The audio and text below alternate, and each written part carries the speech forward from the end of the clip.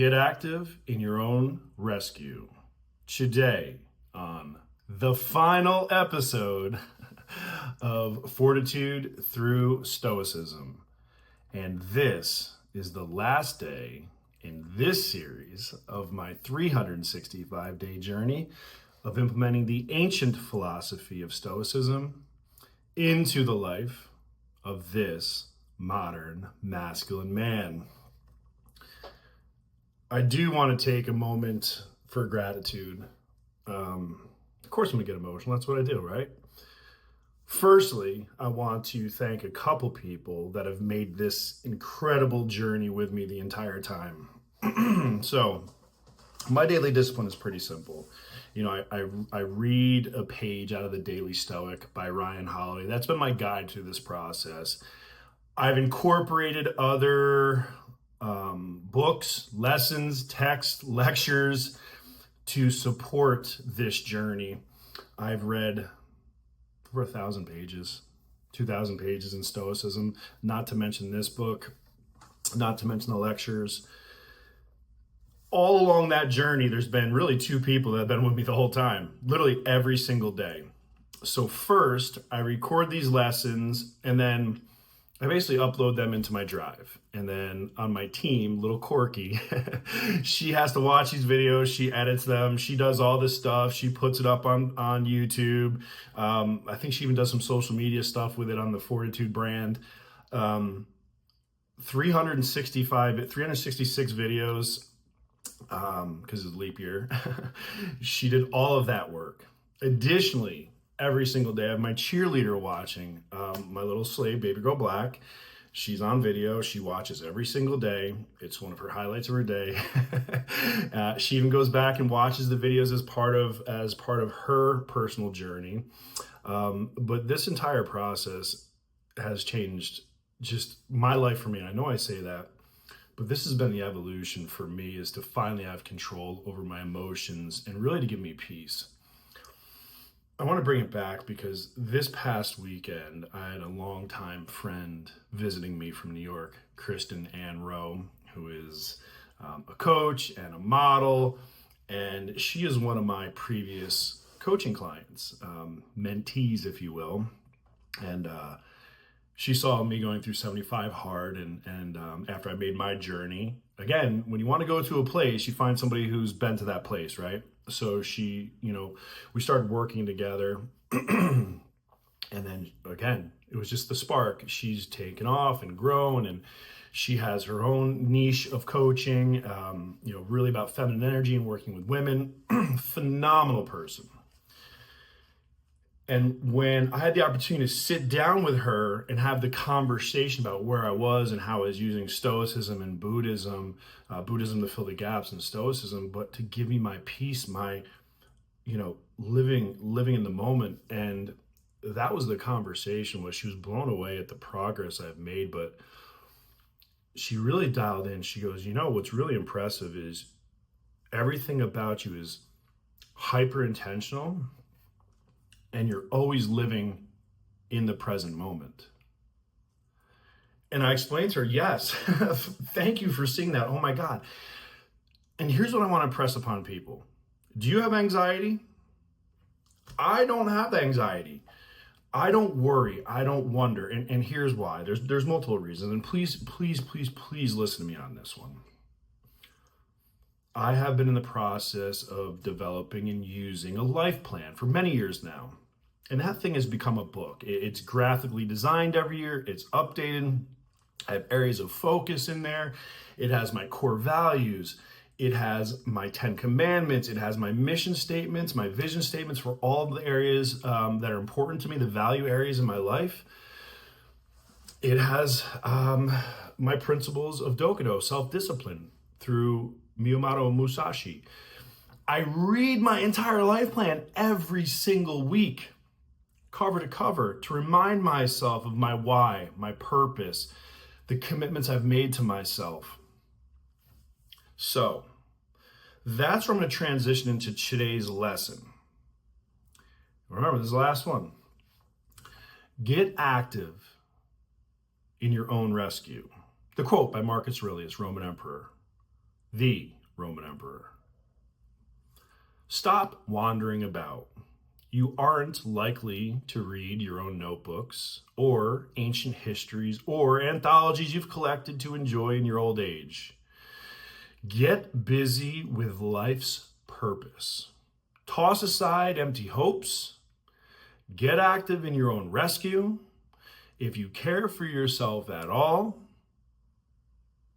and do it while you can. So even 2,000, we'll call it 2,200 years ago, thereabouts. Yeah, pretty close. I'm talking 180 AD. 2,200 years ago, Marcus Aurelius was saying the same damn thing that I'm saying now. There's no help. No one's coming to save you. There is no rescue party. Your life is your responsibility. Sorry, that's just the fact. So while you're waiting around to win the lottery, the what ifs, the maybes, the hopes, you may be waiting a very long time. So I'm going to take this lesson, I'm going to shift because I do a lot of learning, a lot of studying. And Ryan Holiday continues here. He says, the purpose of all of our reading and our studying is to aid in the pursuit of a good life, ... and death. At some point, he says, we must put down the books and take action. Again, I find myself in a place of disagreement with Mr. Holiday. This is an evolution. This is a never-ending process. Just because one lesson ends does not mean another lesson does not begin. And I take you back again to Teddy Roosevelt on his deathbed.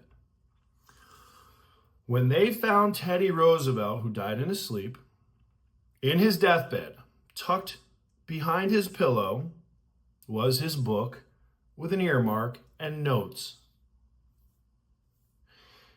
Teddy Roosevelt was learning and taking notes up until the final moments of his life. Ryan Holiday, I'm sorry. I choose Teddy Roosevelt. Seneca put it, words become works. So if I stop the words, how I will continue to do the work, Ryan Holiday? There is an old saying that a scholar made is a soldier spoiled. I am a warrior. I conduct my life with a warrior mindset. Every single time I leave my house Sunday at 2 o'clock in the afternoon, I am going out on a mission. Yeah, there's danger involved. I'm getting on a plane, right? But I'm going to do battle. I have intelligence. I have a mission. And a lot of pressure. We want both soldiers and scholars. We want warriors in a good fight. That's what I've done. I have taken my warrior spirit, given it purpose, given it direction, and given it a good fight. That's my win here. That is my win. So let me ask you, a handful of people that watch this, what's next for you? What's your next move? What does your plan look like? Because I can show you my plan. Hell, I can show you my life plan. I can show you what I'm going to write on my gravestone if I were to have one. That's my plan. I execute it. So going back to my conversation with Kristen, because I've mapped out this plan and because I've put these systems and process in place, like, Shawn, fuck, you always say systems and process. Well, what the fuck does that mean? What does that mean? Great question, right? So systems and process for me is a series of things that we do, right? in a structured way consistently to make sure that we get a certain result. So when I leave on Sunday, my bags are packed. I have the same exact packing list every single week. The color changes, blue or gray, A and B, the same thing. You know, baby girl, my slave, she has a packing list that she goes through. She has a specific thing that she goes through. My workouts are all programmed. Every single thing that I do is tracked with a whoop. Every single thing that I do is backed by KPIs so that I know if I'm performing at the level that I should be or not performing at the level I should be. And yes, I track everything. The amount of sex that I have, the number of times I masturbate, the number of times I fly. Everything is tracked because I'm a professional. I have Trello boards. I use Trello, so things go across the Trello board when they become completed. Each one of the tasks is mapped out, so I have the exact thing, what has to happen. There's a checklist of everything that has to happen on my project. Hey, every single thing that has to happen to have a successful open. Now, everything is laid out. Everything is laid out. My team knows what they're doing. There's reminders, there's automation in there. That's my business. Every single thing that I do has a standard operating procedure. It has someone that owns each individual bits of those tasks. And then we have huddles to hold each other accountable. Like, this is what it looks like. And again, so you say, man, that's a lot of work. Whew. Fuck, man, that's a lot of work. Yeah, it is. But once you build it, it keeps producing, right? So let's take the example of what I do now. So guys, this is the golden nugget right here. I'm sharing with you what I do to give me the ability to do all that I do. Here's what I do. I'm going to give you the list of everything that I do professionally, just so you can have an understanding, right? So as a senior project manager for International Services Incorporated, I visit 2 to 3 clients a week anywhere in the country. So I leave my home Sunday at 2 p.m. I get home late sometime on Friday. I typically fly between 5 to 7 times a week. I fly in the middle of the night so that I'm operating with my clients during the day. I work out twice a day, every day when I'm doing that. Additionally, I run my own consulting firm that has its own services, and it has a separate division for VA services. Fortitude Virtual Professionals does VA virtual assistant services for small businesses around the country, actually internationally now. I have a hedge fund that is launching July 2025 that has been in the process for 2 years. The legal compliance work, the algorithm build, 2 years of work behind the scenes, grinding. I have a lifestyle coaching company. I read every day. I study every day. I'm in the Peterson Academy. I work out twice a day. I do all of that because of my systems and process. So last year I was able to fly 250 times, 46 states, 4 countries. I took 3 weeks off in the last year to do a walkabout Southeast Asia. This year I'm taking 2 months off. It gets cold in Tampa in December and January. I'll be in Thailand. I have taken the words, put that into work, and now it has become works. I have been planting my seeds relentlessly, right? So I would never be able to do what I do unless I do what I do, because other PMs in my role, they're in their projects 8 hours on day 1. Me, 3. They're in their projects 6 hours on day 2, so they barely make the airport.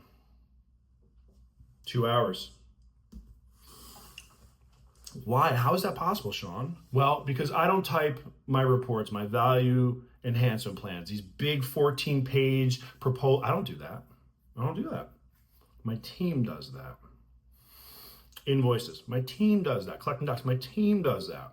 Client communications, my team does that. Following up with my team does that. I walk in the door. I have an AI recording device. I do what I do. Build commitment, build urgency, build the strategy. Deliver the plan, put my team in place to execute. So when I get out of there, I go to Lifetime Fitness. I get my workout in. I get in the sauna. I meditate. Nice shower. Relax. Nice shake. Do my evening work. I'm able to run multiple companies on multiple continents, multiple time zones, because of the systems and process that I put in place. And then because that's all in place, I live my life one click at a time. I know where I'm supposed to be today. There's nothing else in the world that matters to me. This is the only thing that matters right now, is this final lesson. After this, I'm gonna get in the shower, then I'm gonna prep. That's it. This is my day. When I'm done, work out. But I know every day is a click. Every day I go to the next one click at a time on my phone. It's all set up. It's all orchestrated. Team handles I have a travel team that does all my travel shit. Hotels, airfare, car. I walk in and I don't even talk to anyone. I walk into Nashville, I pick what car I want, unless it's not a nice one, then I yell at them and get a good one. And then I get in the car, drive away, go to the hotel, check in on my phone, get in my hotel room. Like, I literally live my life one click at a time so I can be present. I don't have to think about those things. I don't have to worry about those things. There is no anxiety about what needs to happen. The only thing that needs to happen is right now I need to finish this video and upload it.